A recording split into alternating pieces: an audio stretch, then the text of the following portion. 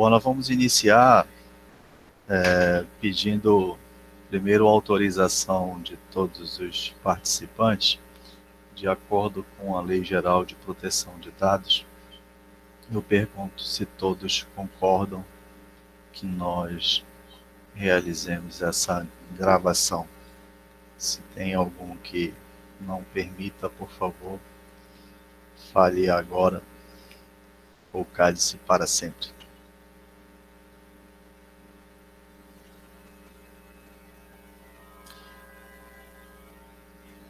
Nenhum problema.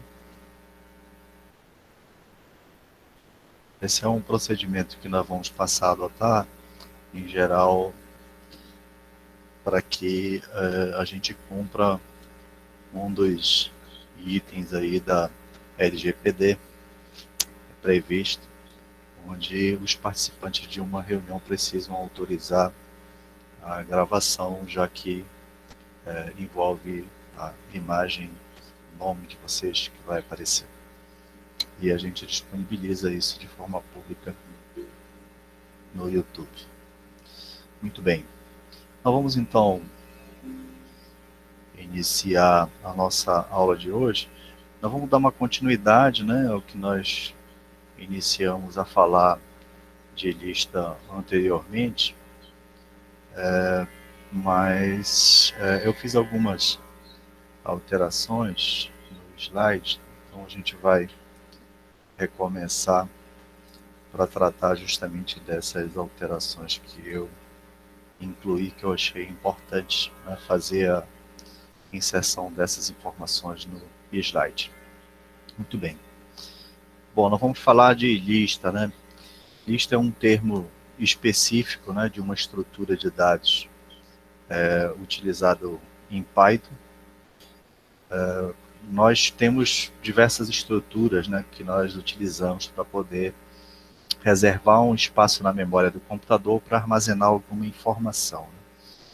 Então, algumas estruturas já vinham sendo usadas há algum tempo em outras linguagens, e conforme vão aparecendo aí novas linguagens de programação, outras estruturas específicas, né, vão sendo criadas, e essas estruturas visam atender a uma determinada demanda, né? Então, normalmente, quando essas estruturas são criadas, elas recebem um nome específico. No caso, em Python, né, recebeu o nome de lista, que normalmente essa estrutura é utilizada para você armazenar elementos de um mesmo tipo ou de tipos diferentes, né? Nós temos semelhante, né, na forma, na linguagem C, C++, Java, mas são estruturas específicas, né? Então, no momento que, por exemplo, você cria um vetor na linguagem C ou C++, aí você precisa especificar esse vetor, se vai ser inteiro, real ou caractere. Então, estruturas do mesmo tipo, né? Quando você quer estruturas que você vai utilizar tipos diversos, né, utilizando outras linguagens, essas estruturas você precisa criar, né? Então você tem lá o comando struct, que você permite você criar estruturas que a gente costuma chamar de registro na pseudolinguagem, que eu posso colocar dados de tipos diversos, né? Mas Python é uma situação particular, onde numa mesma estrutura eu posso ter tipos iguais, todos os elementos de tipo do mesmo tipo, ou seja, todos os elementos inteiros, ou todos os elementos reais, ou todos os elementos de caractere, e posso ter nessa mesma estrutura também tipos diversos, né? Então, bem específico aí da linguagem Python. Normalmente, né, nós utilizamos esse tipo de estrutura para armazenar tipos homogêneos, né? Então, elementos do mesmo tipo, né? A semelhança ao que a gente utiliza lá nas linguagens C e C++. Só lembrando que a gente tem que sempre trabalhar pensando na estrutura que pode aparecer em pseudolinguagem, né? Nós vimos lá a estrutura para, como é que eu crio um vetor, né? Define lá a quantidade de elementos e define uma estrutura para poder armazenar valores, né? Exibir os valores. Então, essa lógica que a gente viu, né? Ela pode ser criada em qualquer linguagem. Então, a partir daquela lógica, a gente pode pegar e codificar aquela lógica para qualquer linguagem. E uma das formas de eu codificar um vetor usado na pseudolinguagem em Python é trabalhar com lista. Tá? Então, a gente tem que ter sempre essa preocupação para que a gente não fique amarrado numa linguagem. Tá? Nós estamos utilizando, obviamente, a linguagem Python para que a gente consiga enxergar aquela lógica que nós criamos no vetor sendo executada, sendo implementada numa linguagem de programação. Então, estamos só utilizando aí um formato. Aí a gente aproveita, né, coloca alguns detalhes referente à linguagem específica, né? Inclusive, em lista, ela pode conter outras listas, né? Quando a gente estiver trabalhando em estruturas do tipo matriz, por exemplo, que é onde eu tenho linhas e colunas, em geral eu uso lista dentro de outra lista para poder representar os elementos dentro daquela estrutura. Né? Então, são estruturas aí que a gente vai utilizar ao longo do caminho. No terceiro semestre, salvo engano, vocês vão ter uma disciplinas específicas só para trabalhar com estrutura de dados. Né? O nome da disciplina é estrutura de dados, que vocês vão ver, né, outros tipos de estruturas mais a fundo, né, mais detalhes referentes a essas estruturas que vocês estão tendo contato inicial agora. Né?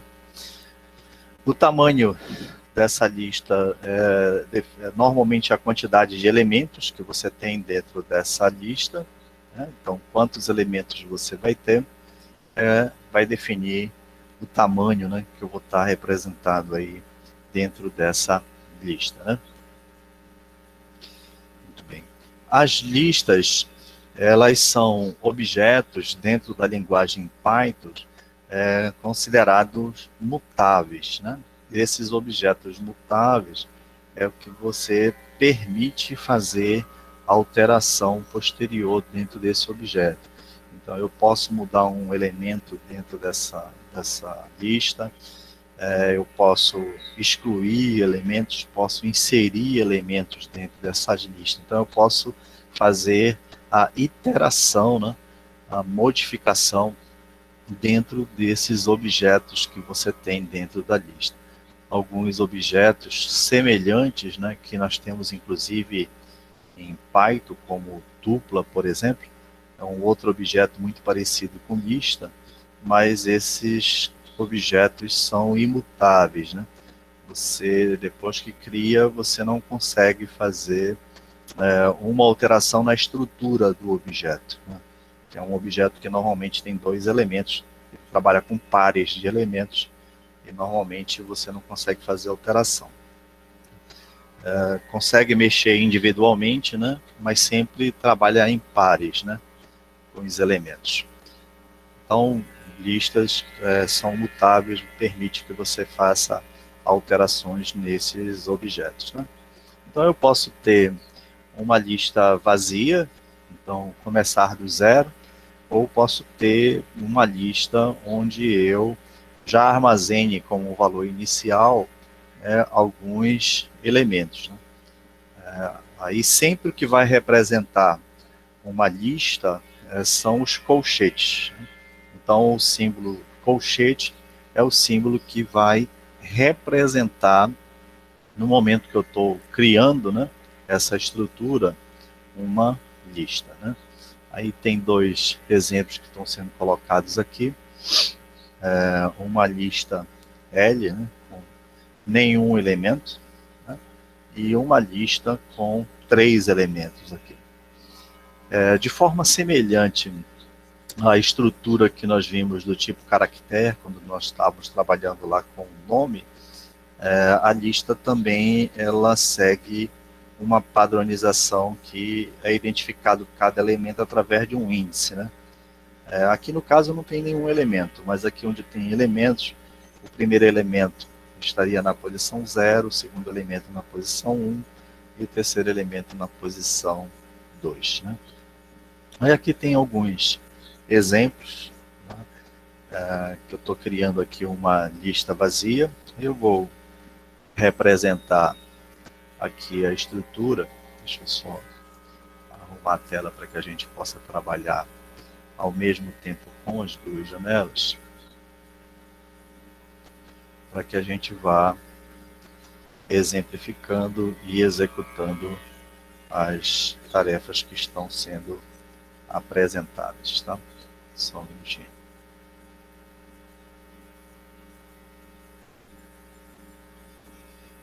Opa.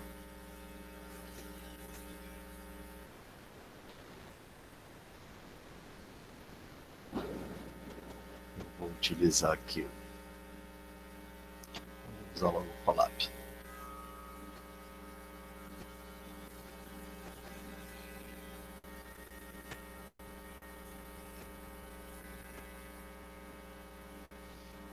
Tá? Então eu estou criando uma lista, eu vou colocar só L, uma lista vazia, L, tá? Depois eu vou mandar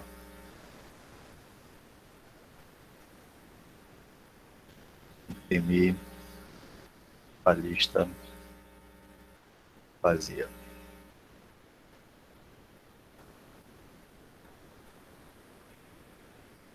L.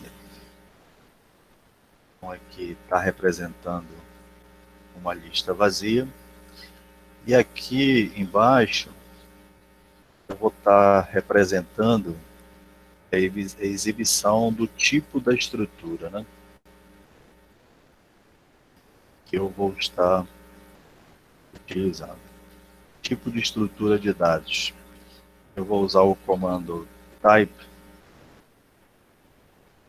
para mostrar qual é a estrutura do tipo L que eu estou criando, né? Então, no momento que eu mando executar a tarefa,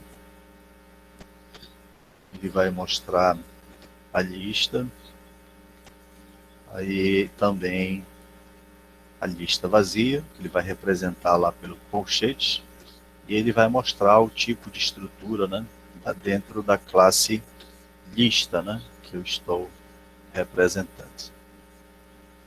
Dentro da classe lista. Dentro da classe lista.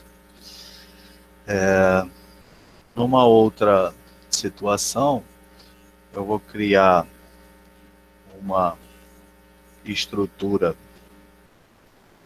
L com alguns elementos, né? A estrutura L com alguns elementos, e depois mandar exibir essa estrutura. Vou colocar aqui uma lista de inteiros.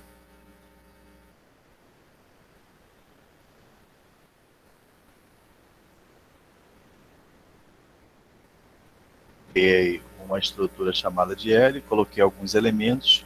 Os elementos dentro da lista, eles são separados por vírgula, cada um dos elementos, né? E eu posso mandar exibir a lista aqui, né, de uma forma completa, e vai mostrar, né, a lista de inteiros L que está sendo representada aqui pelos seus elementos. Veja que ele coloca, né, o colchete para representar os elementos que você tem na lista. E posso também, né, criar uma lista com tipos diferentes, né? Como, por exemplo, o nome de uma pessoa, elemento caractere, né? um número inteiro, um número real. Então eu posso criar lista com tipos diferentes, né? Uma única letra, criando aqui elementos com tipos diferentes. Depois, uma lista com dados heterogêneos, mandando exibir a lista com diversos dados. Então, cada elemento, né, cada posição da lista representado por um elemento diferente, né? Uma cadeia de caractere, um número inteiro, um número real, um único caractere, né? Então eu estou representando a lista aqui com dados heterogêneos. Então vejam que também é possível, né, você criar listas, né, com tipos diferentes. Ok?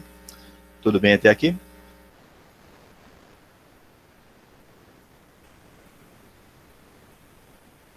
Ainda estão por aí?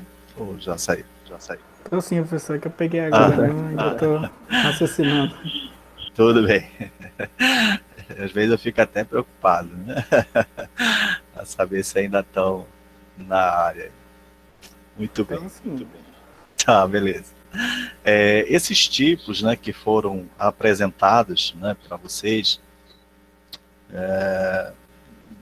relacionados aos tipos de dados, né, que são trabalhados aí em Python, eu tenho diversas estruturas que podem representar esses tipos, tá? Então, por exemplo, na relação de todos os tipos possíveis, né, eu tenho vários tipos, é óbvio que a gente não vai trabalhar com todos os tipos, né?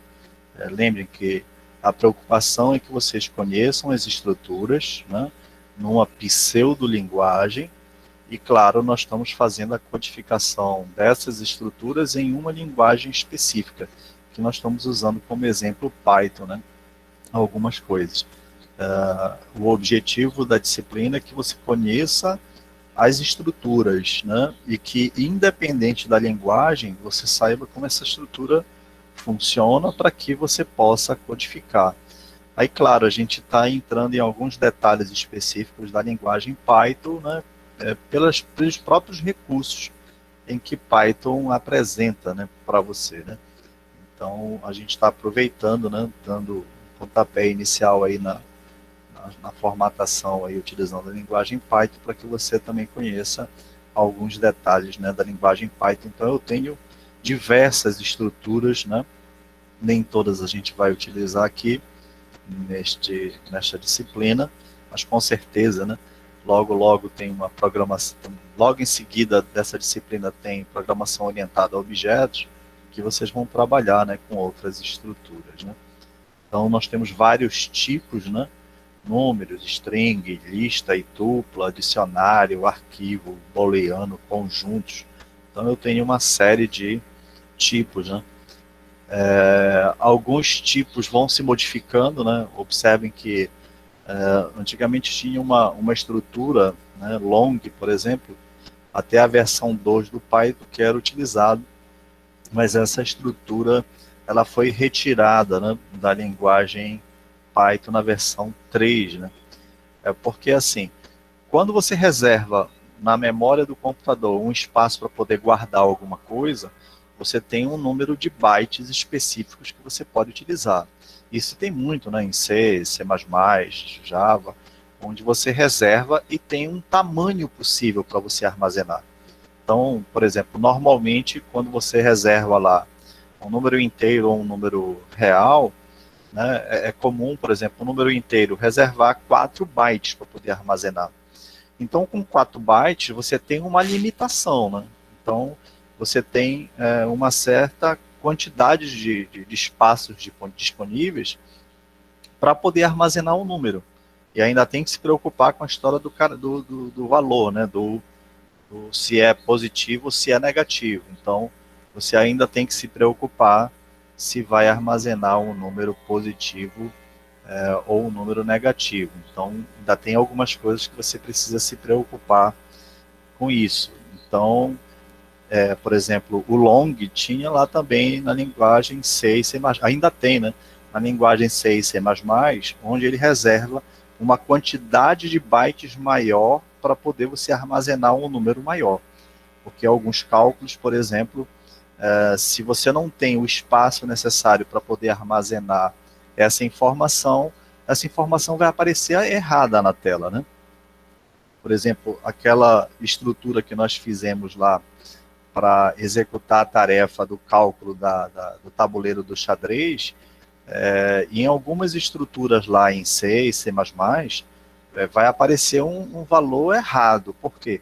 O número é tão grande, a quantidade de dígitos é tão grande, que eu não tenho espaço, né, para poder armazenar aquela informação que é muito grande.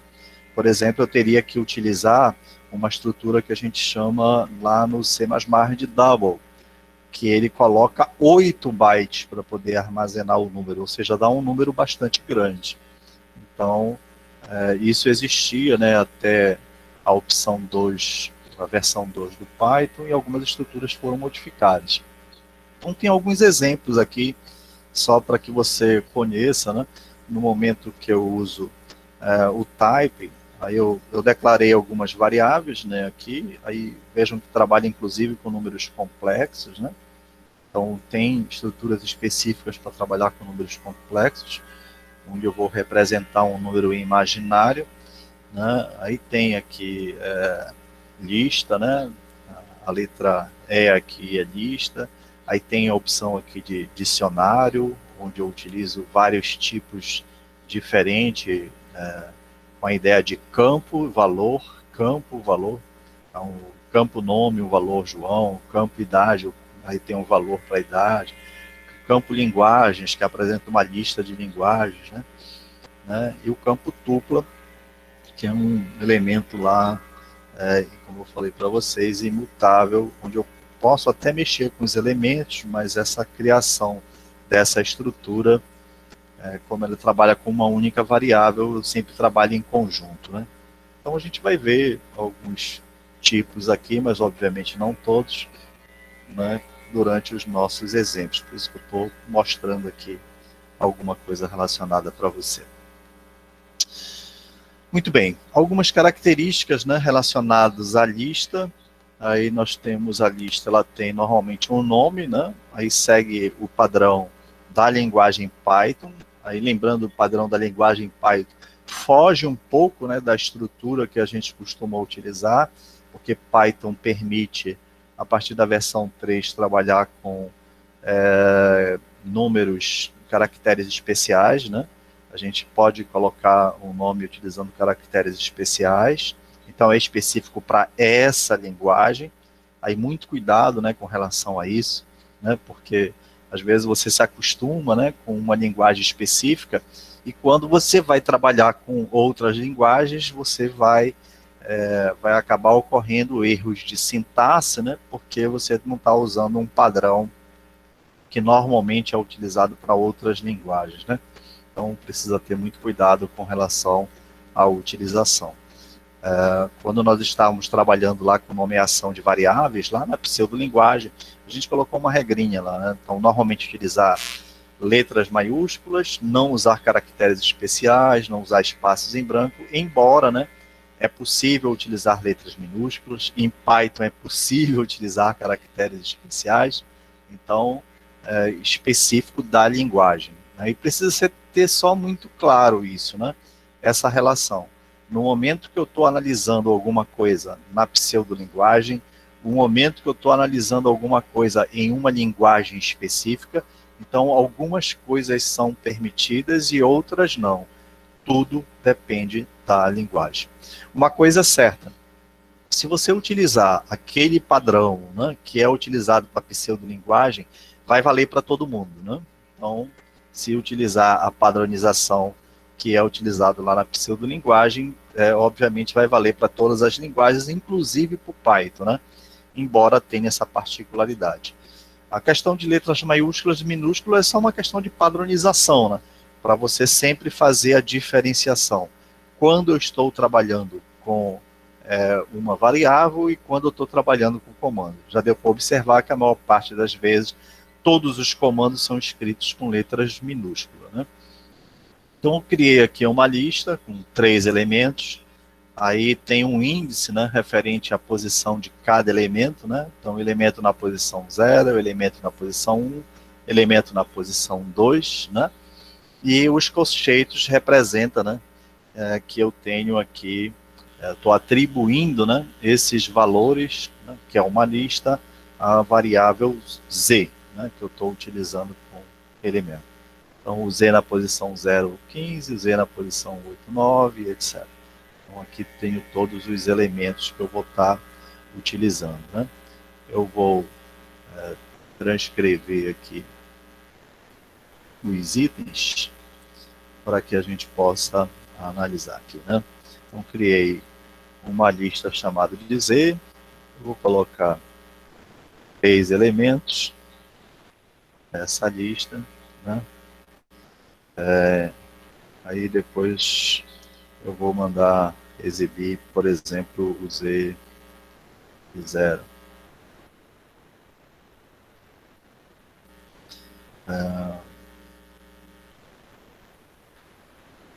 Aí criei a lista, né? Então o elemento Z de 0, ou seja, Z na posição 0, é o elemento 1.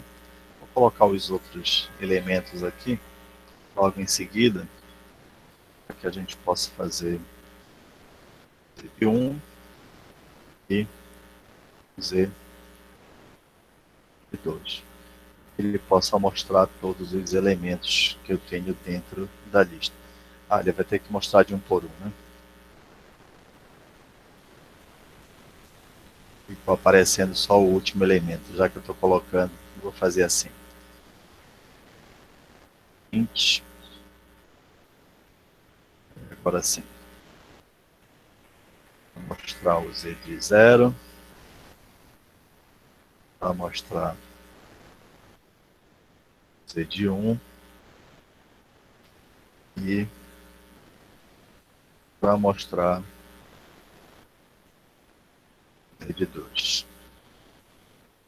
E agora sim ele vai mostrar na tela e manter todos os elementos. Se eu coloco, obviamente, um elemento fora do espaço de endereços, Z de 3, ele deve mostrar para a gente uma mensagem de erro, né, dizendo que o índice que eu solicitei está fora do range, fora do intervalo, né? O range é um intervalo da lista que eu estou apresentando. Tranquilo? Tudo bem até aqui? Tudo bem. Tudo Tudo ok? certo. Tudo bem. Bom, é possível também realizar a indexação desses índices, né, da lista através de valores negativos, né? Então, a gente sempre analisa da esquerda para a direita, sempre a primeira posição com índice igual a 0, segunda posição igual a 1 e assim sucessivamente até o final da lista. Mas é possível, né, também fazer a indexação dos elementos, né, fazendo da direita para a esquerda. Então, a análise da direita para a esquerda é o índice negativo, né? Então, sempre o elemento menos 1 vai ser o último elemento, né? E assim sucessivamente. Então, o último elemento é o elemento menos 1, aí o próximo é o elemento menos 2, depois menos 3 e até o último elemento, né? Então, se eu pegar aqui a mesma estrutura, e colocar o índice negativo, vou pegar aqui a mesma estrutura, vou colocar aqui no novo código, vou colocar agora com índice negativo, menos 1, menos 2, menos 3, vou forçar a barra, né? Vou colocar um menos 4 fora do intervalo para que a gente também enxergue como é que ele vai apresentar, né? Então, o primeiro elemento, né, -1, ele colocou o último elemento e tal, e o último, né, obviamente, a gente já sabia disso, né, e ficou fora do intervalo, ficou fora do range que foi apresentado. Então é possível, né, também você fazer. Veja que isso facilita algumas tarefas, por exemplo, quando você cria lá uma lista, ou eu tenho, né, um vetor de caracteres, eu quero exibir ao contrário. Então você pode fazer com que o índice, né, percorra lá de -1 até o último valor baseado no tamanho, né, da lista, né, porque tem a função len que ela pode especificar o tamanho. Então eu posso usar, né, esses recursos que me são oferecidos especificamente da linguagem Python, que fique claro, né, especificamente da linguagem Python, que me permite fazer esse tipo de manipulação. Em geral, para qualquer tipo de linguagem, né, o índice sempre vai variar de 0 até o último elemento, né, colocado lá. Em geral, é o tamanho -1, né, o índice, né? Então, se eu tenho aqui 6 elementos, né, 1, 2, 3, 4, 5, 6, eu sei que obrigatoriamente vai começar com 0, eu vou ter sempre o último elemento do índice igual a 5. Né? Então, C e C++, né, é desse jeito. Java tem estruturas também semelhantes a essa, e ele manipula, né, informações sempre baseado nesse índice. Né? Então, você sabendo o tamanho, você consegue manipular as informações. A única linguagem onde normalmente você consegue manipular índice é a linguagem Pascal, que a gente nem costuma utilizar mais, né? Foi uma linguagem que por um grande período foi utilizada, né, no início da programação de computadores, mas hoje não está sendo mais utilizada. Né? Muito bem. Para fazer acesso a essa lista, a gente pode utilizar o valor, né, relacionado ao índice. Né?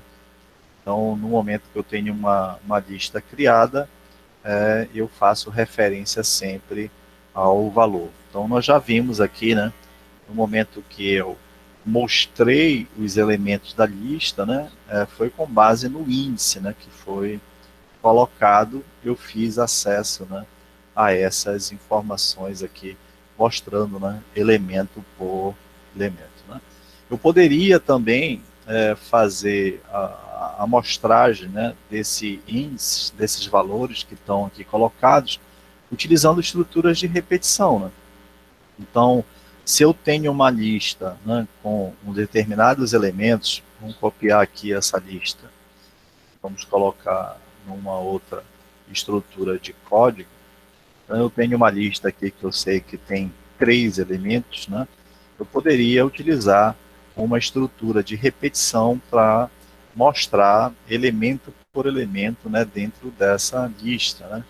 Então, por exemplo, você poderia criar uma variável x qualquer, atribuir um valor inicial igual a 0, enquanto o x for menor do que o tamanho da lista, eu vou pegar aqui e usar uma função, vou chamar de tam, uma variável, e vou usar a função len, que vai me dar o tamanho da lista. Né? A função len, ela sempre me dá o tamanho da lista. Ó. Me dá o tamanho da lista, me dá o tamanho da cadeia de caractere, me dá o tamanho do vetor. A função len dentro do Python sempre vai me dar como retorno um número inteiro correspondente à quantidade de elementos que eu tenho dentro da estrutura.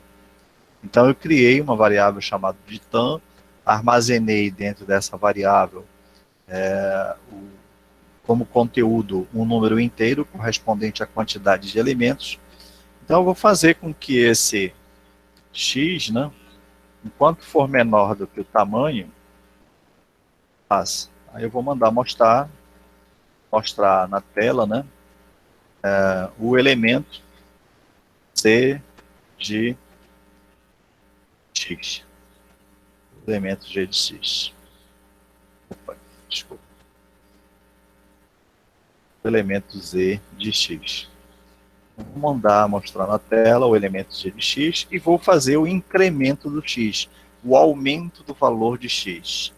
X recebe X mais 1. Eu estou simplificando, né? X mais igual, a gente lembra, né? Que é a mesma coisa que X recebe, que é o mesmo, e X recebe X mais 1. Tá? Opa, ficou minúsculo. Já estou fugindo do padrão, né? Usando X aí minúsculo. E tan também estou colocando minúsculo. Muito bem. Tá? Então, eu vou mandar exibir elemento por elemento, né? Então, aqui eu criei a lista, atribuí o valor X, o valor igual a 0. Aí também peguei o tamanho da lista, né? Então ele vai me dar o tamanho da lista, que é 3, né? A quantidade de elementos. Então, enquanto for menor do que 3, faça. Ele vai mostrar o Z de 0, que o X é 0. Vai incrementar, aí X recebe 1, volta. Aí é menor do que 3 aí vai mostrar o Z de 1. Aí incrementa, vai receber 2, volta. É menor do que 3 ele vai mostrar o Z de 2. E depois vai incrementar, vai receber 3. Aí é menor do que 3, não. Aí ele vai cair fora do laço. Então eu poderia, né, utilizar uma estrutura de repetição para exibir os elementos da lista utilizando uma estrutura de repetição. Eu posso também mostrar os elementos da lista também utilizando uma estrutura de repetição, utilizando o para, né? Também a gente já viu na aula passada, que é utilizando o for, né? Então, eu vou criar aqui uma estrutura for, vou criar uma variável x, aí eu vou colocar um intervalo, range, vai começar, aí eu faço com que esse intervalo coincida com os valores, né, que eu tenho aqui, né? Aí vai começar com 0, né? E o último elemento até 3, porque ele pega o elemento que tem antes, né? O range, esse final aí, ele pega o elemento que tem antes, para poder justamente, né,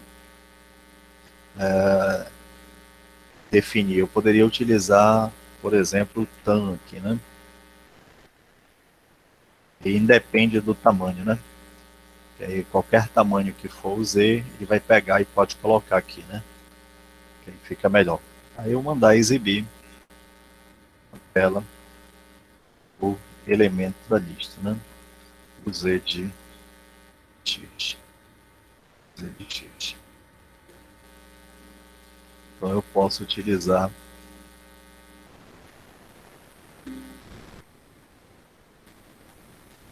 o for para também exibir variando de 0 até o valor anterior ao tamanho. Também ele executa, né, a exibição da informação de todos os elementos da lista utilizando a estrutura. Então eu posso utilizar o for ou o enquanto para criar uma estrutura de repetição em vez de exibir, né, os valores diretamente um a um, né, fazendo a repetição de códigos assim, aqui colocados.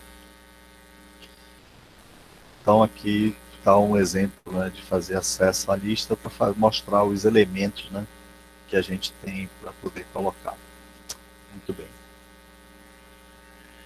Então você sempre utiliza, né, para poder fazer o acesso a uma lista, para exibir um elemento da lista, você utiliza para o valor, né, do índice.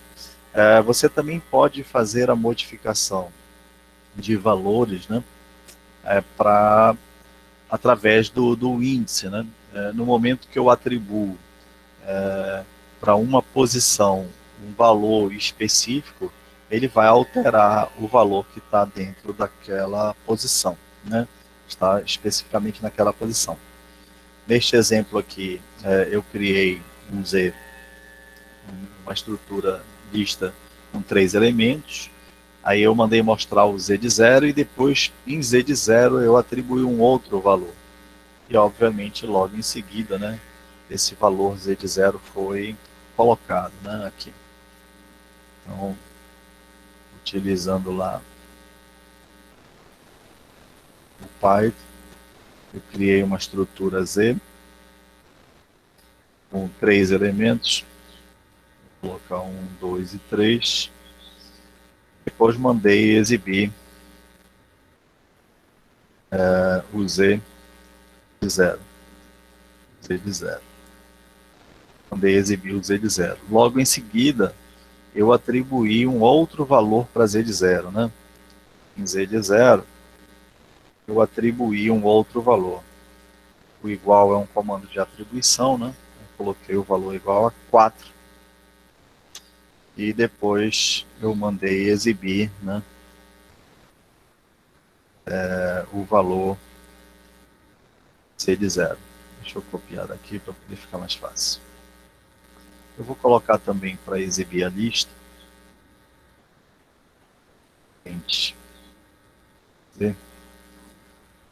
Para exibir a lista tanto no início quanto no final. Então, criei uma lista com 3 elementos, mandei exibir a lista, depois mandei exibir só o elemento Z de 0, né? Depois eu atribuí para Z de 0 um valor diferente, né? Depois mandei exibir o V de 0 e depois mandei exibir a lista, né? Está tudo de acordo. Então, exibiu a lista, 1, 2 e 3. Depois atribuiu só o Z de 0. Depois atribuiu para Z de 0 valor igual a 4. Mandei exibir o Z de 0. E depois exibiu a lista novamente. Então, eu especifico, né, a informação através da posição onde se encontra o elemento dentro da lista. Então eu posso fazer a modificação de qualquer elemento dentro dessa lista. Muito bem. Posso fazer o cálculo da média, né, desses elementos dessa lista. Né? Deixa eu colocar aqui conteúdo de texto, que é para poder ficar mais fácil, né? A lista. Depois, aqui foi só para que a gente tenha o elemento C de 0.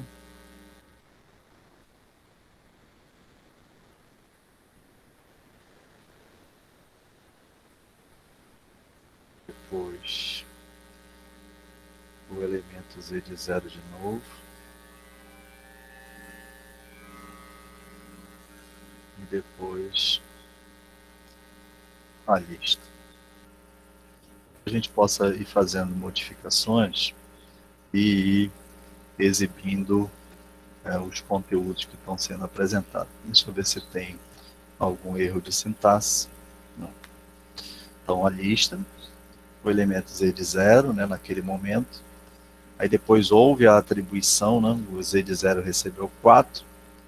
Aí depois eu estou mostrando o elemento Z de 0, que agora tem um valor diferente. E depois eu exibi a lista novamente, né? Bom, então agora a situação é o cálculo da média, né? Aí eu posso fazer o cálculo utilizando uma estrutura de repetição, né? Então eu crio um acumulador e esse acumulador ele vai dentro do laço recebendo cada um dos valores que eu tenho para exibir na lista, né?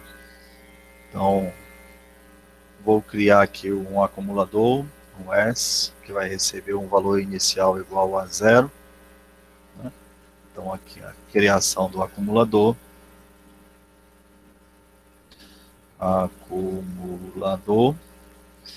Aí eu vou ver qual a estrutura que eu tenho que eu vou utilizar para poder fazer a somatória dos elementos, né, dessa lista. Aí eu posso utilizar tanto a estrutura for quanto a estrutura enquanto, né, para executar a tarefa. Tá? Eu vou utilizar aqui a estrutura for. Vou utilizar a estrutura for. Aí ele vai fazer tanto a exibição dos elementos da lista. Aí eu vou mandar exibir um elemento após o outro, né? Um ao lado do outro, aí eu coloco end igual e coloco um espaçamento, né? Exibir um elemento ao lado do outro. Vejo que por padrão, dentro de uma estrutura de repetição, quando eu coloco print, ele coloca um abaixo do outro, né? Só eu vou recolocar esse daqui, ó. Vou executar novamente este aqui, ó. Nós fizemos só para exibir os elementos. No momento que eu executo, ele vai mostrar um elemento abaixo do outro. Então, por padrão, né, dentro de uma estrutura de repetição, ele mostra um abaixo do outro. A mesma coisa ocorreu aqui, né? Quando nós usamos o enquanto, ele foi mostrando um elemento abaixo do outro. Quando eu quero mostrar um elemento ao lado do outro, né, aí eu tenho que utilizar um final aqui de linha para que ele... E se eu quero dar um espaçamento após a exibição do vetor, eu também posso utilizar simplesmente o print sem nada. Como se você desse um enter, né, no final, para dar um espaçamento, né, de uma linha entre a informação que está sendo exibida e a próxima informação que você quer, né? Só que está faltando, né, agora. Vamos colocar aqui dentro da estrutura de repetição, eu quero colocar o acumulador, né? O acumulador. Aí eu não preciso de contador, porque a própria estrutura for, ela garante lá a execução da repetição dentro daquele intervalo, né? Então vou colocar aqui o acumulador, né? S recebe S mais o valor que está na lista, né? Aí eu estou utilizando o X. Isso aqui é a mesma coisa, é o mesmo que S recebe o S mais o Z de X.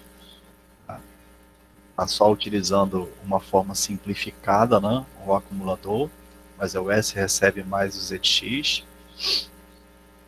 Então, ele vai exibir e também, né, acumular os valores. E depois de acumular os valores, eu vou mostrar o resultado, né? Então, a soma dos elementos é igual, eu vou colocar o S. Ok? Soma dos elementos é o S. Então aqui eu estou criando a lista, mostrando a lista, mostrando o elemento Z de 0, né? Depois modificando o valor da lista, que modificando, modifica o valor de um elemento da lista. Depois eu mostro o elemento V de 0, depois mostro a lista novamente, né? Depois crio um acumulador, crio uma estrutura de repetição para poder mostrar os elementos da lista e também fazer a acumulação, né? Então, vou colocar aqui o acumulador. Acumulador. Aí eu não precisei de contador, né? Porque a própria estrutura for me garante que vai executar a tarefa, né? A repetição dentro daquele intervalo que foi especificado, né? Depois eu dei um espaço, né, como se fosse um enter, né, uma linha em branco, e depois mostrei os elementos da somatória. Bom, vamos ver se tem algum tipo de erro de sintaxe, né, para que a gente possa verificar. E se não tiver, ele vai me exibir tudo que foi colocado. 4, 5, 6, com mais 3, 9, né? Então me fez a soma de todos os elementos. Deixa eu arrumar aqui.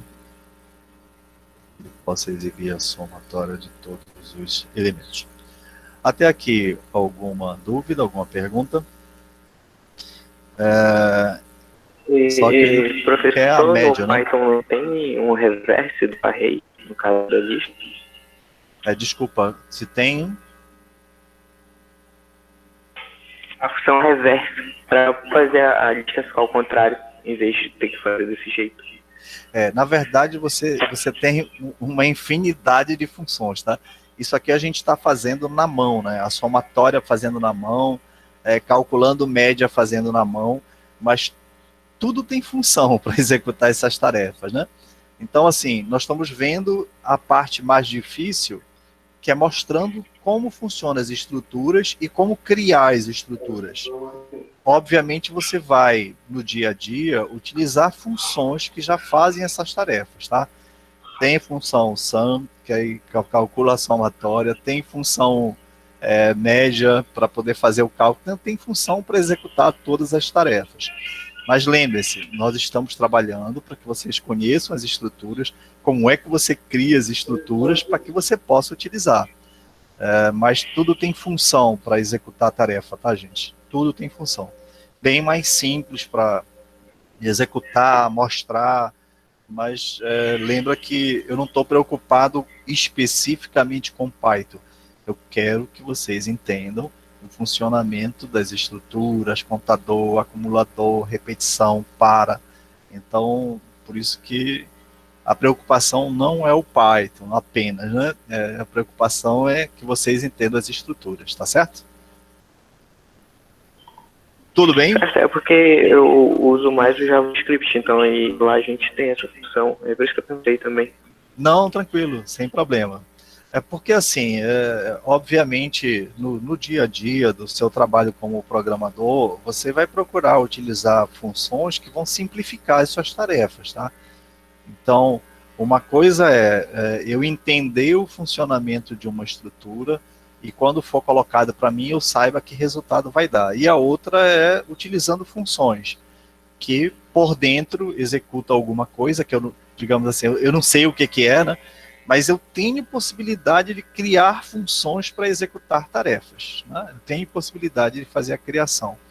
Como nós estamos no início da programação e a gente está muito preocupado que vocês entendam as estruturas, independente da linguagem, aí é por isso que, assim, poxa, tá vendo uma situação mais difícil, se eu posso fazer mais fácil, né? Fica parecendo uma situação meio estranha, né? Mas tem a história do objetivo, né? Eu preciso que vocês entendam qualquer estrutura.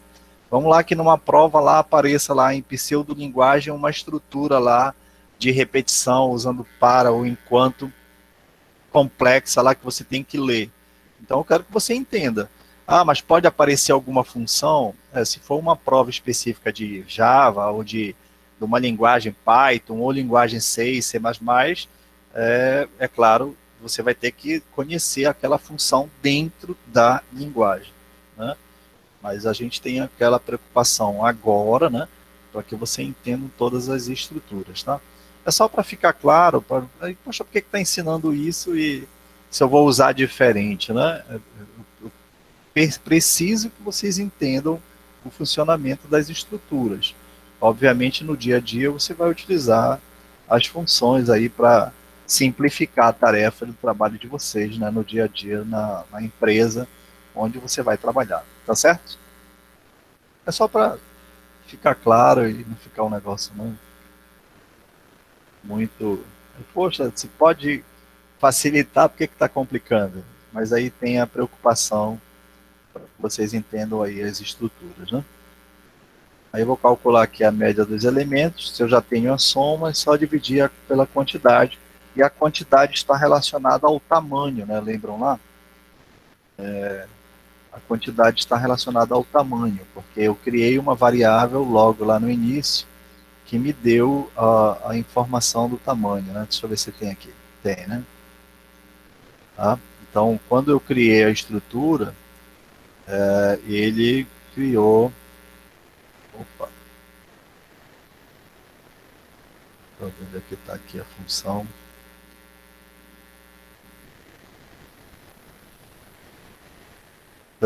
Que me deu o tamanho. Que me dá o tamanho, né, da estrutura. Aí vamos ver aqui como é que fica.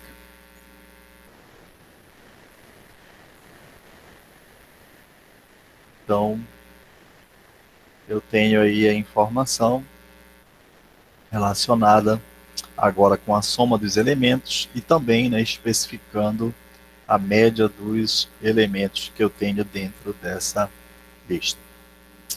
Tudo bem até aqui? Tá sim, você tá funcionando bem. Tranquilo? Tudo bem. Beleza. Bom, vamos ver agora então como é que eu posso fazer, né, a inserção de dados de uma lista, né? Então, por exemplo, a partir do zero eu quero fazer a inserção dos elementos. Bom, eu tenho duas situações específicas, tá?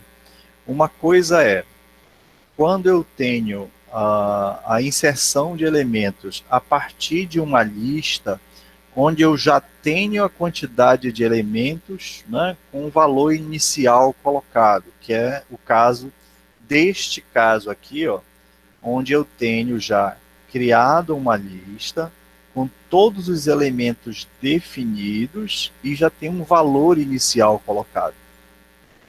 Então, para este caso específico, né, onde eu já tenho uma lista criada e eu já sei que tem 3 elementos, né, e tem um valor inicial igual a 0 dentro de cada elemento da lista, então eu posso atribuir diretamente, né, o valor que eu vou armazenar através do comando de entrada para inserir um elemento na lista, tá?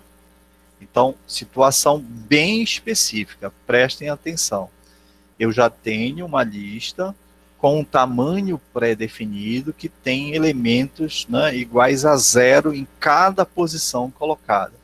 Então, vejam que eu estou fazendo a inserção diretamente desse elemento em cada posição da lista. Então, eu vou fazer um laço. Esse laço vai percorrer todas as posições da lista, o elemento Z de 0, o elemento Z de 1 e o elemento Z de 2, e eu vou armazenar a informação diretamente na lista, lá na posição. Então eu consigo fazer isso porque a lista não iniciou vazia. A lista iniciou já com um elemento igual a 0, e eu fui inserindo, né, um outro elemento dentro dessa lista. Tudo bem? Nesse primeiro caso, é porque quando a lista está vazia, né, eu tenho outro comando específico para poder armazenar, tá? Então, vamos lá. Estou criando uma lista, vou chamar de L minúsculo aqui, e vou colocar 3 posições. E cada posição, né, vai receber um elemento igual a 0, né? Vou criar uma estrutura de repetição. Aí você fique à vontade, né? Você pode criar uma lista de repetição usando o enquanto ou utilizando para. É muito comum, né, a utilização de para, né? Porque a lista é muito semelhante a um vetor, né?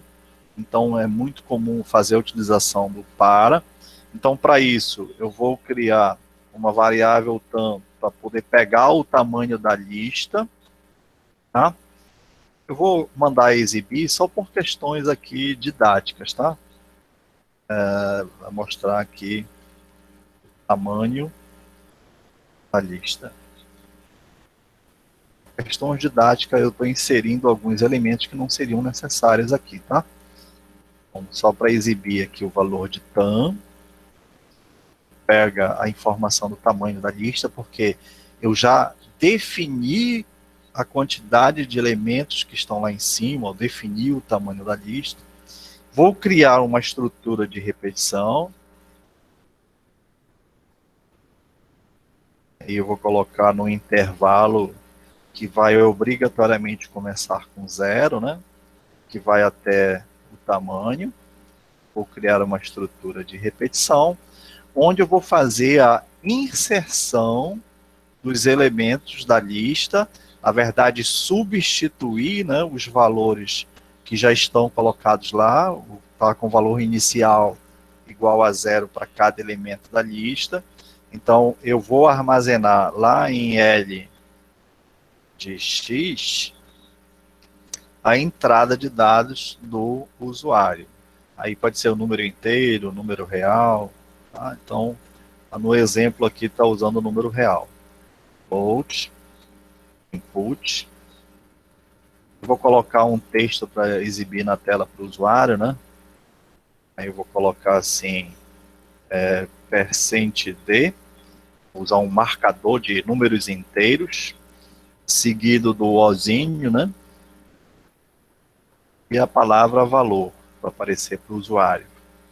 Aí, como eu tenho um marcador, eu coloco %, seguido do que eu quero que seja exibido na tela.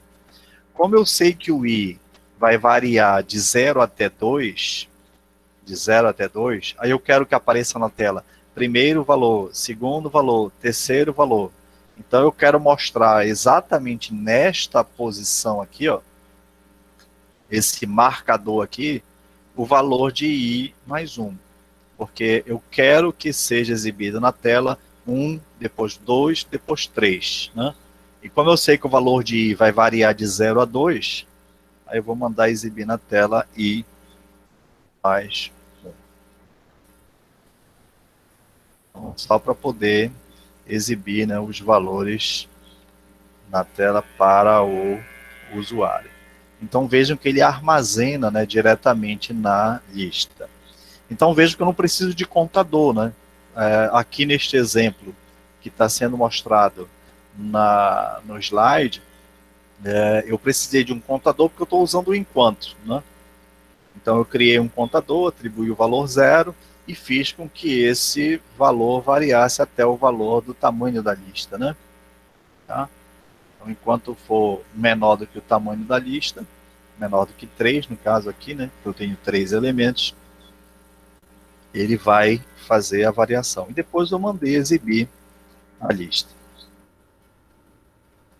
Mandei exibir a lista.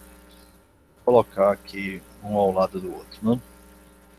Só para seguir um padrão. Para exibir um elemento ao lado do outro. Tudo bem o que eu fiz? Vamos verificar se tem algum erro de sintaxe. Aí vejo. Primeiro valor. Ó, o tamanho da lista 3, porque eu já pré-defini, né, o tamanho da lista. Vou colocar o primeiro valor 1, segundo valor 2 e o terceiro valor 3. Depois ele vai me mostrar os elementos da lista.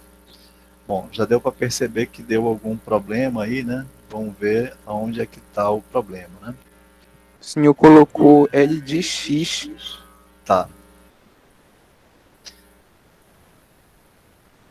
Boa. Acho que era só para ver se estava prestando atenção mesmo. Deu para perceber aí o que aconteceu do erro? Eu coloquei um valor X aí, que X foi uma variável que eu utilizei anteriormente, né, num outro programa, né? Ele, como eu estou utilizando o I, eu quero que o L de I, né, seja colocado aqui. Beleza? Primeiro valor 1, segundo valor 2, terceiro valor 3. Bora sim, né? Ok? Tudo bem? Tranquilo? Alguma dúvida, alguma pergunta até aqui? Não é muito fácil isso? Não, professor, tranquilo. Barbada, né? Muito bem, vamos seguir. Então eu fiz a inserção aí, né, do valor inserido os elementos da lista, né? No outro exemplo aqui que está sendo demonstrado, eu quero imprimir um número escolhido pelo usuário, né? Então, a ideia aí, eu faço a inserção dos elementos da lista e depois eu defino, né? Peço para que o usuário diga aí qual posição que o usuário quer mostrar, ou 0 para sair, nesse exemplo que está sendo colocado aqui. Então, eu inseri alguns elementos da lista, aí eu quero fazer uma estrutura onde o usuário vai pedir qual é a posição baseado em qual posição ele queira mostrar, e vai ser mostrado aí essa posição enquanto ele não digitar 0 para sair. Então, foi essa condição que foi colocada, tá? Então, vai exibir um número que foi definido pelo usuário, e vai dizer qual é a posição, até que ou ele digita 0 para poder sair. Então, vai ficar numa estrutura de repetição até que ele decida que não quer, né, mais nenhum elemento para ser mostrado. Lembrando o seguinte, tá? Isso vai acontecer bastante, não só nesse tipo de estrutura, mas em outras estruturas também, né? Nós enxergamos a lista dentro da linguagem de programação, considerando o primeiro elemento como 0, o segundo elemento como 1, o terceiro elemento como 2, e assim sucessivamente, correto? Ocorre que na vida real, né, as pessoas não enxergam dessa forma, né? No dia a dia das pessoas, o primeiro da fila é o número 1, o segundo da fila é o número 2, e assim sucessivamente. Então você precisa ter esse cuidado, né? Por quê? Para o usuário, ele enxerga, ele visualiza a lista diferente. Então, quando o usuário analisa a lista, para o usuário, este elemento é o primeiro elemento, este elemento é o segundo elemento, este elemento é o terceiro elemento, que difere do índice que você tem dentro da estrutura lista. Então você precisa ter essa percepção e esse cuidado, porque para que você possa identificar para o usuário uma coisa e na lista e no local correto onde essa informação se encontra. Então, como o usuário vê, não é a mesma forma da estrutura de índice que está sendo colocado na lista. Então, o índice 0, que representa para o usuário o primeiro elemento. Então, obviamente, no momento que eu vou fazer uma pergunta para o usuário, onde eu espero uma resposta dele a respeito de determinado item, eu tenho que esperar uma resposta baseada no que ele conhece, baseado na experiência do usuário. Inclusive, tem um dos modelos, né, que vocês vão estudar quando chegar lá em engenharia de software, tem orientação para objeto, mas tem orientação baseada na experiência do usuário. Então, programar baseado no dia a dia do usuário, né? Então, tem que pensar no usuário. Então, você precisa ter esse cuidado, né? Para você sabe que cada elemento lá começa com 0 na primeira posição, 1 na segunda posição, e assim sucessivamente. Mas para o usuário, ele enxerga de outra forma, né? Então, o que foi feito aqui, né? Criou-se uma estrutura de repetição, tá? Por exemplo, enquanto for verdadeiro, ele vai ficar dentro do laço pedindo para o usuário para inserir uma determinada posição, né? Você pode, por exemplo, criar uma estrutura para forçar o usuário a colocar um valor válido, né? Lembram lá que a gente, né, criou aí uma estrutura para forçar o usuário a digitar um valor válido, né? Então vamos lá. Primeiro, vamos colocar a estrutura para executar a tarefa. Enquanto for true, enquanto for verdadeiro, vai fazer alguma coisa. Aí vai ocorrer a entrada do usuário, tá? Vai ocorrer a entrada do usuário. Então, vou colocar escolha. Uma variável chamada escolha, que vai receber um número inteiro, uma entrada de dados, né? E um texto que vai ser exibido na tela, né? E posição você deseja mostrar. Que posição você deseja mostrar? Deixa eu só ajeitar aqui para exibir tudo. Que posição deseja mostrar? Aí depois você vai colocar 0. É para fechar ainda, né? Digite 0 para sair. Para dar a opção, né, para ele. Então, ou ele digita uma posição, ou 0 para sair. Okay? Então, fechou aqui o primeiro, deixa eu ver quantos fechou aqui. Então, abriu o primeiro parênteses, abriu o segundo parênteses. Fechou o primeiro parênteses, fechou o segundo parênteses. Depois eu vejo. Bom, vamos imaginar inicialmente sem forçar o usuário a digitar uma posição válida, tá? Vamos primeiro colocar a situação. Aí depois que o usuário entra com a informação, que pode ser um número válido ou um número inválido, aí eu testo, né? Se o número que foi recebido na escolha foi igual a 0, significa dizer que é o valor que ele deseja sair, né? Então, cai fora do laço. Break. Cai fora do laço. Ok? Se não for, se isso não for verdade, aí eu vou mostrar o número que ele escolheu. Você escolheu o número. Vou colocar de outra forma aqui a exibição, tá?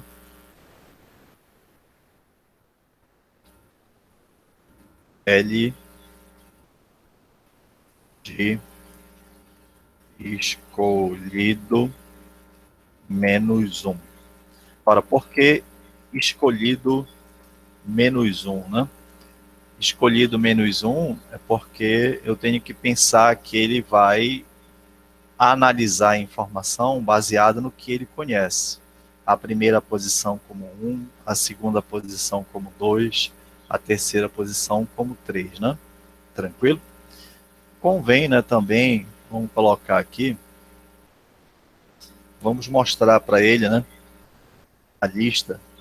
Vamos melhorar aqui o nosso programa, né? Vamos mostrar para ele a lista, né? Lista.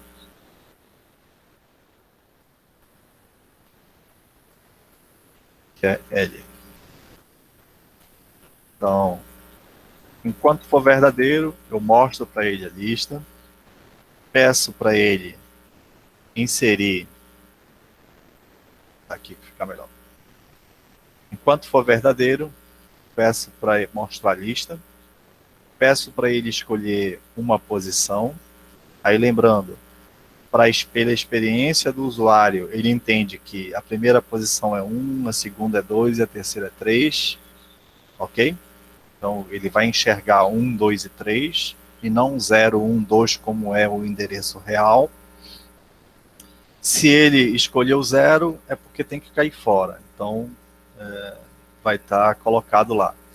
Se ele não escolheu nada na primeira vez, não vai exibir alguma coisa, né?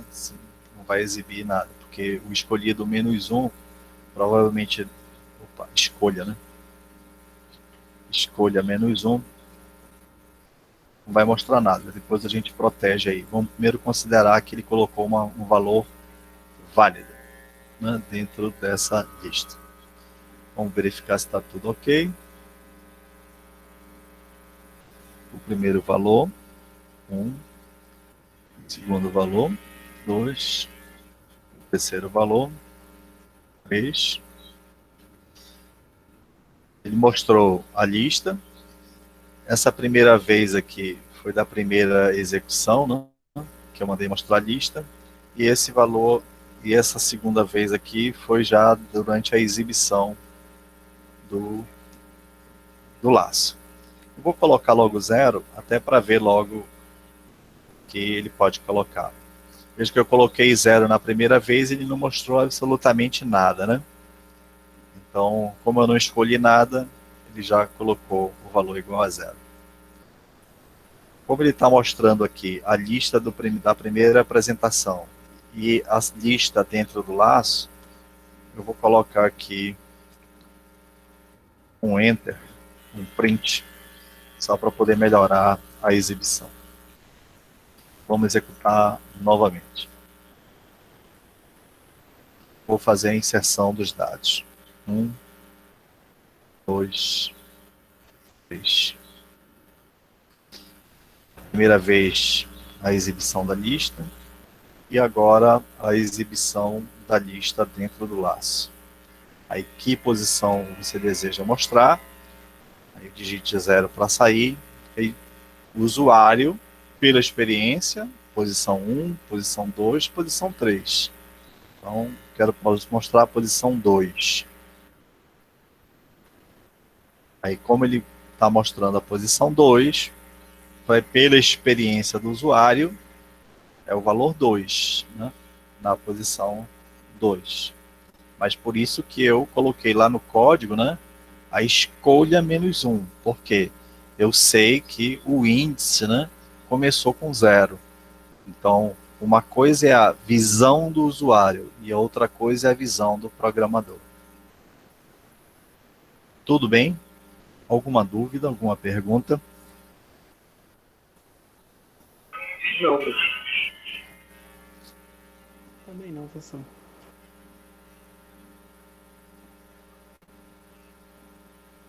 Muito bem.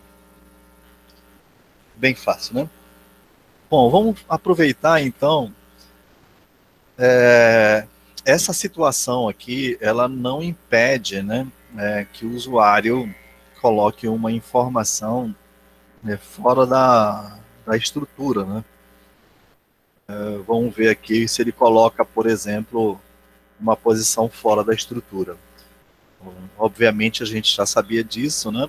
Com uma posição fora da estrutura, a informação que ele inseriu é uma informação fora do intervalo possível, né? Fora do intervalo possível. Então, se você precisa forçar o usuário para que ele não digite valores, né, fora do intervalo, eu preciso criar uma proteção para que ele possa colocar uma informação válida, né, uma informação válida, para que sempre as entradas sejam válidas. Ora, nós já vimos isso, né? No momento que eu quero forçar o usuário para colocar um valor válido, ora, quais são os valores válidos? 0, para poder sair, 1, 2 e 3, que vai até o tamanho, né? Então, o que você faz quando você quer forçar o usuário digitar um valor válido? Eu vou colocar uma estrutura de repetição, enquanto, onde a condição é o que você não quer que aconteça. O que você não quer que aconteça? que escolha seja menor do que 0, não pode acontecer, ou a escolha seja maior do que 3. Lembra que para a visão do usuário, o usuário vai enxergar, como tem 3 elementos, 1, 2 e 3. Então, se ele colocar um número maior do que 3, 3 é um número válido, pela experiência do usuário né? Pela experiência do usuário 0 é um número válido, pela experiência do usuário porque o 0 é uma das condições para sair do laço. Então, se isso for verdade, enquanto, né, for verdade, você vai colocar na tela uma mensagem de erro para ele, né? Valor inválido. Você diz para ele que esse valor que ele digitou é um valor inválido e você pede para que ele insira um outro valor. Ok? Então, ele vai permanecer nesse laço aí enquanto for verdadeiro. Essa opção aqui, ó. Enquanto isso aqui for verdadeiro, ele vai ficar pedindo um valor válido. Então, ele vai permanecer aqui até que ele digite um valor válido. Então, quando ele sair desse enquanto, aí por isso que eu preciso, né, indentar na mesma direção, eu tenho certeza que se chegar aqui é um valor válido. Ou seja, ou é 0, ou é 1, ou é 2, ou é 3, para executar a tarefa. Então eu estou utilizando aqui essa estrutura para forçar o usuário a digitar um valor válido. Tudo bem? Aí dessa forma eu não me preocupo, né, com erros que aconteceram aqui, como este aqui, né, onde o usuário digitou um valor inválido, né? Vamos confirmar aqui, verificar se não tem nenhum erro de sintaxe, né? O primeiro valor, segundo valor, terceiro valor. Ele vai mostrar a lista, vai pedir uma posição, aí eu vou colocar uma posição inválida, né? Vou começar com números negativos, aí número inválido, porque não é uma posição válida. Vou colocar agora um valor fora da lista, valor inválido. Então vejo que enquanto eu permaneço aqui, né, digitando números fora do intervalo válido, ele vai permanecer no laço. Aí finalmente, né, eu decido digitar um número válido. Aí você escolheu o número 3, que é um valor, né, colocado. Deixa eu ver se alguém colocou alguma coisa. Eu escutei um. Oi, professor. Eu tenho Vou uma pegar pergunta. aqui, ó. Isso. Deixa eu só pegar aqui. Ah, só um minutinho. Aqui.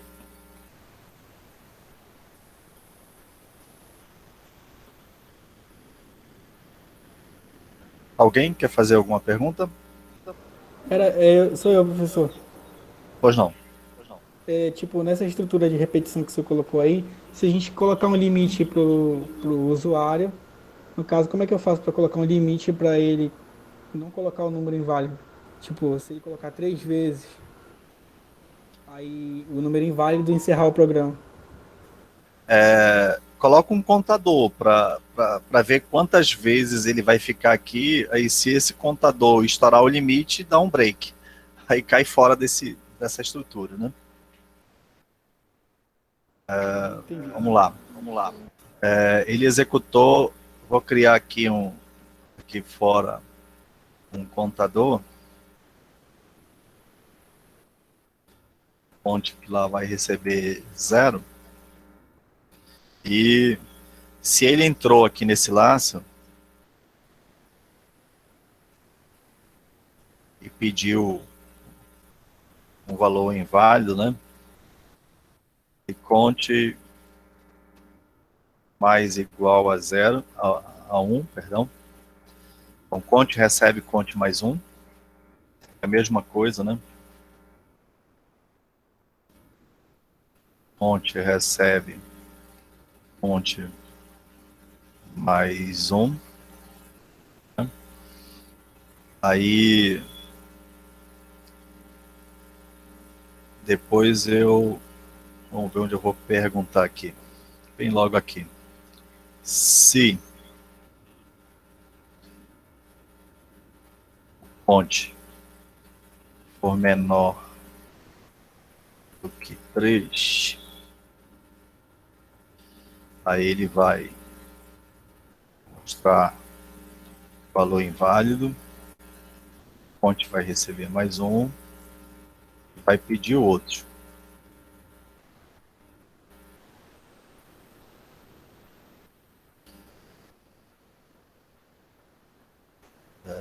Se não, else fake. Ele cai fora do laço. Vamos ver se funciona aí, né?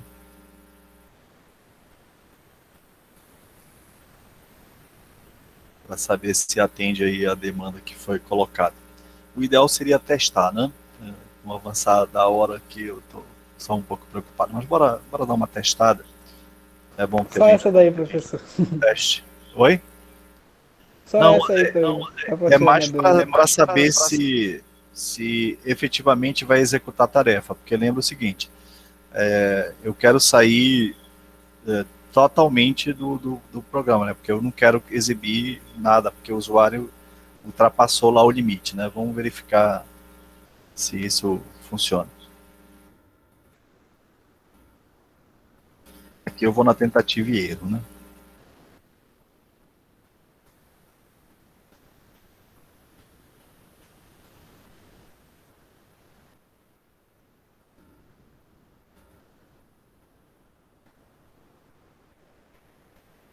Ele tá caindo porque depois de... primeiro está fazendo 4 vezes, né? Aí eu teria que fazer o teste lá para verificar o posicionamento daquela estrutura.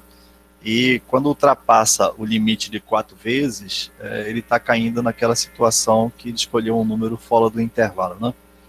Eu vou ter que estruturar, verificar, fazer um teste de mesa para poder verificar onde eu vou colocar esse teste, porque no lugar que está aqui não está atendendo a minha necessidade, tá? Eu vou ter que analisar Entendi. melhor. Tá bem, Ok? professor. Não dá para no chute, né? No chute não dá. Eu vou ter que fazer o teste e verificar. Mas seria essa a ideia, né? Você colocar um contador e esse contador limitaria aí a utilização do usuário para que saísse do programa quando estourasse lá um limite, tá? Então, tá só a ideia aqui, mas precisa analisar melhor. O ideal é fazer um algoritmo antes para ver onde posicionar para que execute a tarefa do jeito que você quer. Tá certo? Eu acho que dava para resolver se colocasse escolha igual a 0 ou conte igual a 3. Isso, para poder sair, né? Boa, boa. É porque o segundo wide ainda está Isso. continuando, né? Exatamente, né? Então, se a escolha for 0 ou... Bom, a gente viu que deu 4, né? Então, está acontecendo aqui uma vez a mais, né? Então, vamos colocar 2 para executar 3 vezes apenas, ou conte maior do que 2. Até 2 ele vai verificar, né? Vamos só confirmar rapidamente aqui. Foi boa a ideia. 2, 3 e 9, a primeira vez. 8, uma segunda vez. 7, uma terceira vez. Ele ainda está caindo. Deixa eu ver aqui. Ainda está caindo. É melhor testar, né? Porque senão a gente vai ficar na história da tentativa e erro, né? É melhor fazer o algoritmo lá e pensar na solução para atender a essa necessidade, né? Para poder resolver o problema, porque ainda está caindo naquela situação lá de repetição. Muito bem. Vamos lá, continuar. Imprimindo o número escolhido pelo usuário, nós vimos isso, e nós colocamos uma proteção lá para fazer, aí falta resolver ou pensar melhor numa solução para que estabeleça um número de vezes que o usuário pode repetir, né? Ela vai ficar como uma próxima tentativa aí para a gente pensar numa solução. Enquanto isso, vocês podem pensar aí alguma coisa para a gente melhorar aí o programa. O ideal é fazer um algoritmo e sair testando antes de fazer a implementação para resolver o problema, né? Bom, forçando o usuário a informar um valor válido, então nós vimos, né, essa situação. Então você coloca um número de repetição para que o usuário, né, digite um valor válido, né? Então você coloca dentro do intervalo, foi essa situação que nós vimos agora, né? E a outra situação é quando você vai fazer a cópia de lista, né? Então você pode fazer cópia de lista, né? Como lista ela é considerada em Python um objeto, né? Então você pode fazer uma cópia da lista. Bom, aí aqui vai o primeiro detalhe, né? No momento que eu atribuo, né, uma lista a outra, né, na verdade, não ocorre uma cópia da lista, né? Vejam o que está acontecendo aqui. Eu estou criando uma lista chamada de Z e eu mostro essa lista, né? Mostrando a lista chamada de Z. E está mostrando na tela o valor da lista. Depois, eu crio uma lista chamada de M e atribuo para essa variável M a lista Z. E depois mostro o M. Aí ele mostra, né, a mesma lista. Mas observe o seguinte. Depois eu peguei um elemento lá de Z e atribuí o valor igual a 10. Aí mandei mostrar o Z. E depois mandei mostrar o M. Aí olha lá o que ele fez. Ele mostrou a mesma lista. Aí você pensa, poxa, mas eu atribuí para um elemento da lista Z outro valor.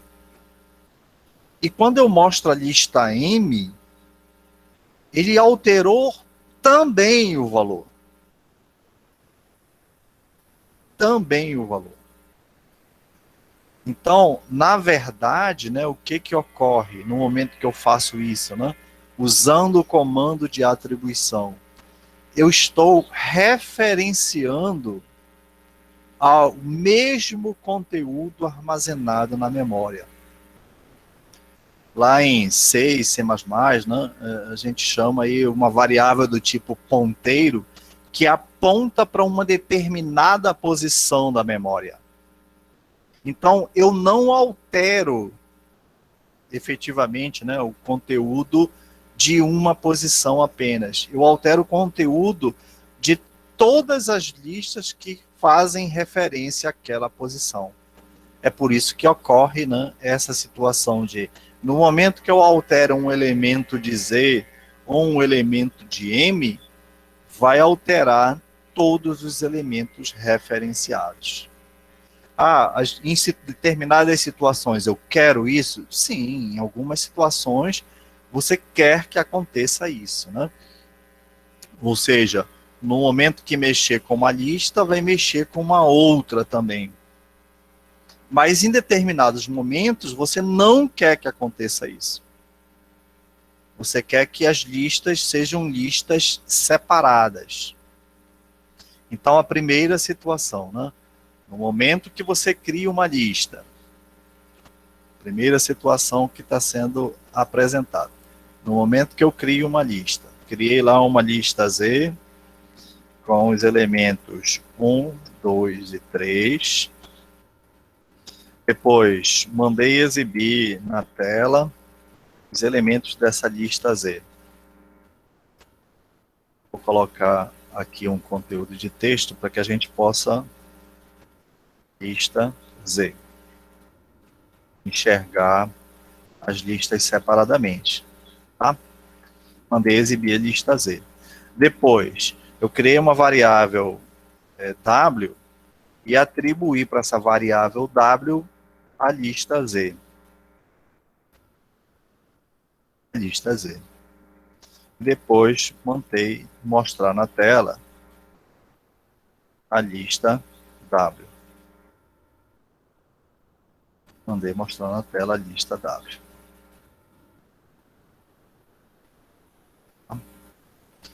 Então, no momento que eu executo essa tarefa, vejam que ele mostra, né? Poxa, eu atribuí o conteúdo de uma variável na outra. Então, ele atribuiu todo o conteúdo, né, para outra. Então, para a gente, né, a gente tem a percepção errada, né, de que tem outra lista. Tem outra lista. Na verdade, não tem outra lista. Tem uma única lista. E tem duas variáveis fazendo referência à mesma lista, no momento que eu coloco a atribuição dessa forma. De forma que, se no momento que eu altero um elemento da lista Z, eu estou atribuindo outro elemento, 15, por exemplo, e depois eu mando exibir a lista Z,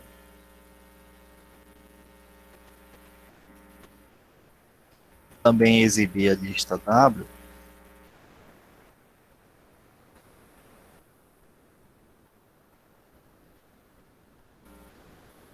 vejam que eles mostram a mesma lista. Ué, mas eu alterei o elemento da Z apenas. Ele alterou os elementos das duas listas. E ocorre isso que está sendo mostrado aqui no slide, que é a história da referência, né? Ele referencia a uma mesma posição da memória. Então, se eu altero qualquer elemento, bora alterar aqui um elemento diferente. Eu vou alterar um elemento de W. W2. Vou mandar mostrar os conteúdos. Vejam.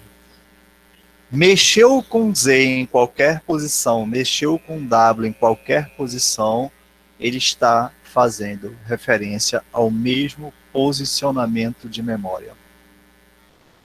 Isto é referência. Ok? Em C e C++ a gente chama de uma variável do tipo ponteiro, está apontando para o mesmo endereçamento de memória. Porque esses locais que a gente tem aqui, armazenando um determinado valor aqui, na posição 0, posição 1, posição 2, ocupam um espaço de memória, né? E esse espaço de memória tem um endereço de memória específico. Então, Z e M, no momento que eu faço uma atribuição desse tipo, e W aqui no caso, né, no nosso exemplo, Z e W estão referenciando o mesmo posicionamento de memória. Então, muito cuidado, né? Em algumas situações eu quero que aconteça dessa forma, e em outras situações eu não quero que aconteça dessa forma. Tá certo? Então, se eu uso a atribuição direta, eu não tenho a criação de uma nova lista. E sim, eu estou referenciando a lista com uma outra variável. Ficou claro? Muito cuidado, né? Porque às vezes eu quero executar a tarefa desse tipo.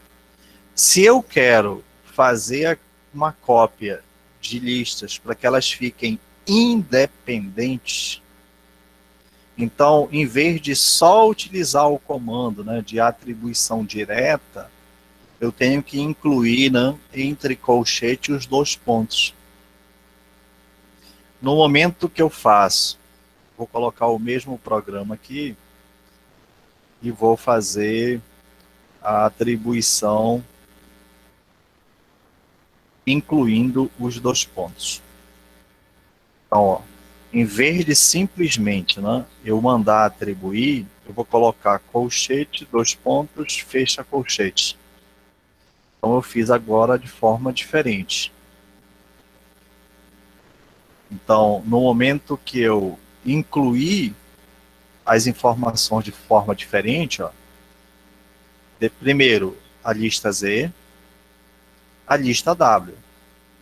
Beleza, né? Até aí tudo bem. Aí no momento que eu fiz uma alteração, atribuí um valor para Z igual a 15, vejam que a lista Z mudou de valor. Mas a lista W agora permanece com outro valor.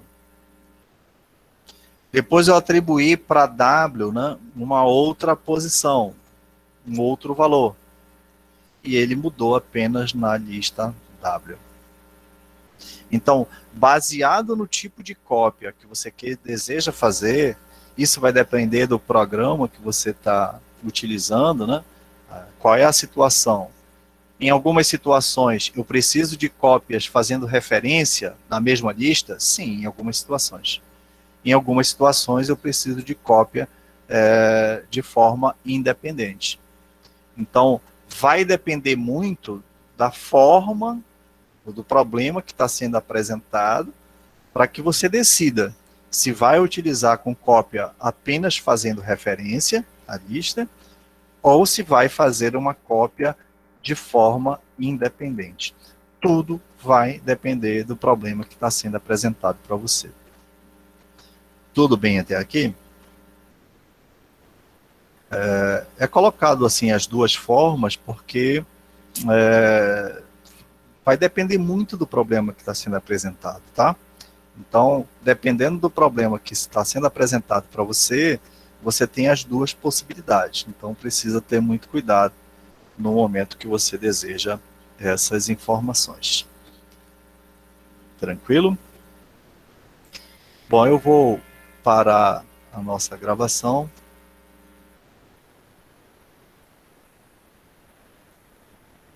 Para a gente